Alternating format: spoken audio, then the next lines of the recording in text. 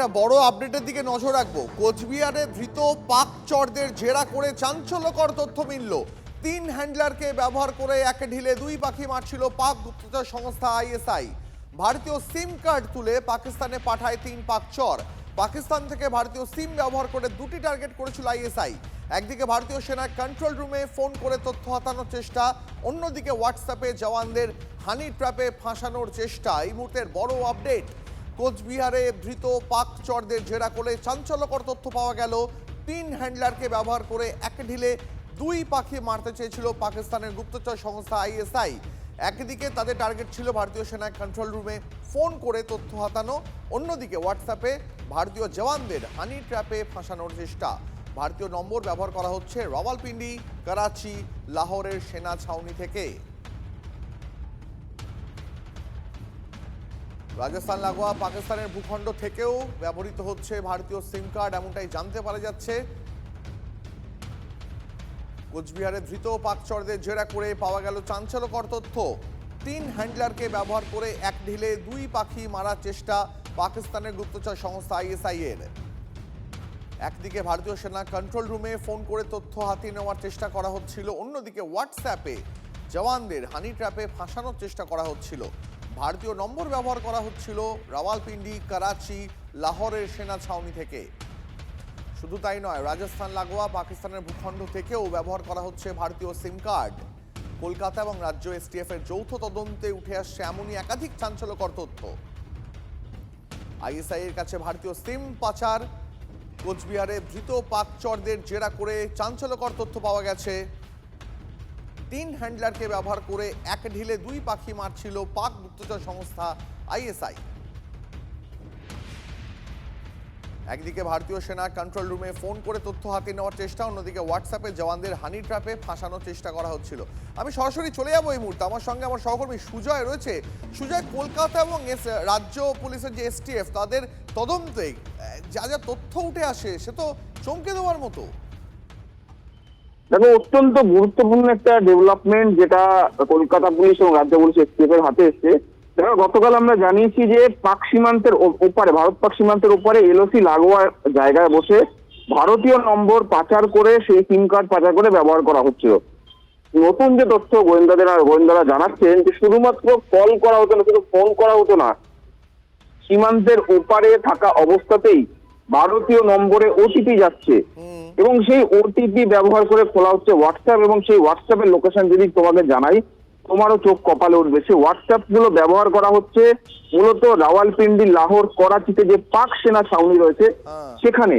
এই জায়গাগুলোতে সেই হোয়াটসঅ্যাপ গুলো ব্যবহার করা হচ্ছে। মানে বুঝতে পারছো যে কত বড় একটা নজরদারি ঘাটতির জন্য দেশের সুরক্ষা নিয়ে কতটা গুরুতর একটা পরিস্থিতি তৈরি হয়ে যাচ্ছে। এই তথ্য জানতে পেরেছেন গোয়েন্দারা। আমি যদি তোমাকে পুরোটা প্রথম থেকে বলি, এই সাহেবগঞ্জ এলাকায় যে যাদেরকে গ্রেফতার করা হয়েছে তারা, পুরোটা শুনবো তোমার কাছে। আরো একবার আপনাদের জানিয়ে রাখবো, এই মুহূর্তে সব থেকে বড় ব্রেক টিভি9 বাংলার। কোচবিহারে ধৃত পাক চরদের জেরা করে পাওয়া গেল চাঞ্চল্যকর তথ্য। ভারতীয় সিম কার্ড ব্যবহার করা হচ্ছিল পাকিস্তানের একাধিক জায়গা থেকে, রাওয়ালপিন্ডি, করাচি, লাহোরের সেনা ছাউনি থেকে। সেই সিম কার্ডগুলি, ভারতীয় নম্বরগুলি ব্যবহার করা হচ্ছিল। টার্গেট ছিল ভারতীয় জওয়ানদের হানি ট্র্যাপে ফাঁসানো। আরও একবার জানাবো আপনাদের, এই মুহূর্তে কলকাতা এবং রাজ্য পুলিশের এসটিএফ এর যৌথ তদন্তে একের পর এক এমনই চাঞ্চল্যকর তথ্য উঠে আসছে, যেগুলো আমার সহকর্মী সুজয় এই মুহূর্তে জানাচ্ছে। রাজ্য পুলিশ এবং কলকাতা পুলিশের এসটিএফ এর যৌথ তদন্তে একের পর এক চাঞ্চল্যকর তথ্য উঠে আসছে। কোচবিহারে ধৃত পাক চরদের জেরা করে চাঞ্চল্যকর সব তথ্য পাওয়া যাচ্ছে। আমি আরও একবার চলে যাবো সুজয়ের সঙ্গে, আমি সরাসরি কানেক্ট করতে পেরেছি এই মুহূর্তে। সুজয়, যেমনটা তুমি জানাচ্ছিলে, তুমি বলছিলে আরও বড় ভয়ানক চিত্র এর পিছনে রয়েছে। দেখো, অবশ্যই এই চিত্রটা অত্যন্ত ভয়ঙ্কর। গতকাল পর্যন্ত জানা গিয়েছিল যে পাক প্রদেশ সীমান্ত, যেটা পাঞ্জাব প্রদেশ সীমান্ত পাকিস্তানের, অর্থাৎ পাঞ্জাবের একদম এলওসির ওপারের যে অংশটা পাকিস্তানে, সেখানে কিছু কিছু অংশে ভারতীয় কিছু নেটওয়ার্ক পাওয়া যায়। এখান থেকে, অর্থাৎ এই সাহেবগঞ্জ থেকে সিম কার্ড পাচার হয়ে চলে যাচ্ছিল প্রথমে বাংলাদেশ থেকে হ্যান্ডলারের মাধ্যমে যাচ্ছিল কাঠমান্ডু থেকে সেই সিম চলে যাচ্ছিল পাকিস্তানে। পাঞ্জাব এবং রাজস্থান সীমান্ত লাগোয়া যে পাকিস্তান ভূখণ্ড হয়েছে সেখান থেকে এই নাম্বারগুলিকে চালু করে দেওয়া হচ্ছে। প্রি অ্যাক্টিভেটেড সিম হচ্ছে, সেখানে মোবাইলে ভরে স্মার্টফোনে ভরে ব্যবহার করা হচ্ছে। কোথায় ফোন করা হচ্ছে? ভারতীয় সেনাবাহিনীর কন্ট্রোল রুম এবং এছাড়া বিভিন্ন সামরিক বাহিনীর কন্ট্রোল রুমে ফোন করে গুরুত্বপূর্ণ তথ্য হাতানোর চেষ্টা করা হচ্ছে ভুয়ো পরিচয় দিয়ে, সুকৌশলে। শুধু তাই নয়, ওই যে নম্বরগুলি গেল পাকিস্তানে, সেই নম্বরে হোয়াটসঅ্যাপ চালু করা হচ্ছে। তুমি জানো হোয়াটসঅ্যাপ চালু করতে গেলে ওটিপি যাওয়া প্রয়োজন। সেই ওটিপিটা কোথায় যাচ্ছে? যখন সিমগুলো পাকিস্তান ভূখণ্ডে অ্যাক্টিভ হয়ে অবস্থায় থাকছে, সেখানে ওটিপি যাচ্ছে, এবং সেই ওটিপি যাওয়ার পর যখন হোয়াটসঅ্যাপ চালু করা হচ্ছে, তার কারেন্ট লোকেশন দেখাচ্ছে কোথায়।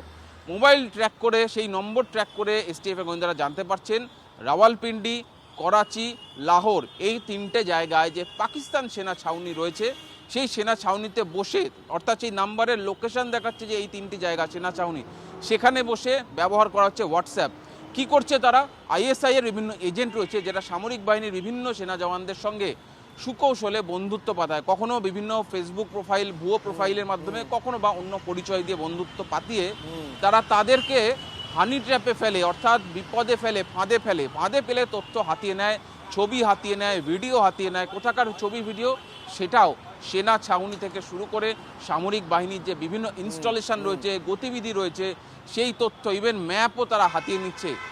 অত্যন্ত গুরুত্বপূর্ণ এবং অবশ্যই দেশের নিরাপত্তার পক্ষে একটা উদ্বেগজনক, যে কি করে, প্রশ্ন এখানেই তোলা যায় যে কি করে ভারতীয় সিম চলে যাচ্ছে পাকিস্তানে, সেটা আটকানো যাচ্ছে না। তাই তো। যেখানে আমাদের দেশে এখন সিম তুলতে গেলে, ব্যবহার করতে গেলে ফেস আইডেন্টিফিকেশন ইম্পর্টেন্ট হয়ে গিয়েছে, কোথাও কোথাও ওটিপি ইম্পর্টেন্ট, কোথাও ফিঙ্গারপ্রিন্ট ইম্পর্টেন্ট, সেখানে পাকিস্তানে বসে ভারতীয় নম্বর ব্যবহার করছে, তাদের কিচ্ছু লাগছে না। এটা কিভাবে সম্ভব? কোথায় এখানে নজরদারির অভাব? এটা কিন্তু দেখা প্রয়োজন। এসটিএফ এর গোয়েন্দারা এই তথ্য বের করেছেন, কলকাতা পুলিশের এসটিএফ, রাজ্য পুলিশের এসটিএফ, এই যে মডিউলটাকে তারা ব্রেক করেছেন, অবশ্যই তাদের বড়সড় সাফল্যর দিতেই হয়। কিন্তু একই সঙ্গে যারা এই নজরদারির দায়িত্বে থাকেন, যারা এগুলো আটকাবেন যাতে কোথাও বেহাত না হয়ে যায়, তাদের ভূমিকাটা কোথায় ছিল সেটা নিয়ে স্বাভাবিকভাবে প্রশ্ন তোলে। তার কারণ কোথাও গিয়ে দেশের নিরাপত্তাটা, এই একটা ছোট্ট সিম কার্ডের জন্য দেশের নিরাপত্তা ঝুঁকির একেবারেই। মধ্যে পড়ছে। সাধারণ মানুষ, তোমার আমার জীবন ঝুঁকির মধ্যে পড়ছে। যে কোনো সময় পাকিস্তান যে কোনো কিছু করতে পারে এইসব তথ্য হাতি নিয়ে। দীপ। একেবারেই তাই। সুজয়, অনেক ধন্যবাদ। এরা বুঝতে পারছে যে এই সরকার তাদের কোনো আশ্রয় দেবে না, তাদের কমপ্লিটলি অ্যাগেনস্টে, এবং তারা আরও বেশি এই স্লিপার সেলগুলো অ্যাক্টিভ হয়ে উঠেছে। আগে সরকার তাদের সাথেই হয়তো ছিল, এটা আমাদের ধারণা, কিন্তু এই সরকার, শুভেন্দু অধিকারীর সরকার তো টেররিস্টদের সাথে নেই, সুতরাং তারা তো আর রাতারাতি ভালো মানুষ হয়ে যাবে না। স্লিপার সেল চারিদিকে রয়েছে, স্পেশালি বর্ডার ডিস্ট্রিক্টে, যেখান থেকে ঢুকে বসে আছে অলরেডি। এখন তো বর্ডার এরিয়া, আগে মমতা ব্যানার্জির সরকার জমি অবধি দেয়নি, ফেন্সিং করতেই দেয়নি, যাতে এই লোকগুলো ঢুকতে পারে, টেররিস্টগুলো ঢুকতে পারে। এখন তো ঢুকতে পারবে না, যারা ঢুকে রয়েছে অলরেডি, তারা এই স্লিপার সেলগুলো তৈরি করছে এবং ডিস্টেবিলাইজ করার চেষ্টা করছে। আমি একজন দেশপ্রেমিক মানুষ হিসাবে এবং দেশপ্রেমিক সংগঠনের প্রতিনিধি হিসাবে কখনোই আমরা কোনো জঙ্গি কার্যকলাপ, সন্ত্রাসবাদী কার্যকলাপকে সাপোর্ট করতে পারবো না। আমরা কট্টর এটার বিরোধিতা করি। যারা দেশের সার্বভৌমত্ব, দেশের অখণ্ডতা, দেশের স্বাধীনতার ওপরে কোনো রকম চেষ্টা করবে ক্ষতি করবার, তাদেরকে স্পেয়ার করার জায়গায় কোনো সময় আমরা স্পেয়ার করিনি।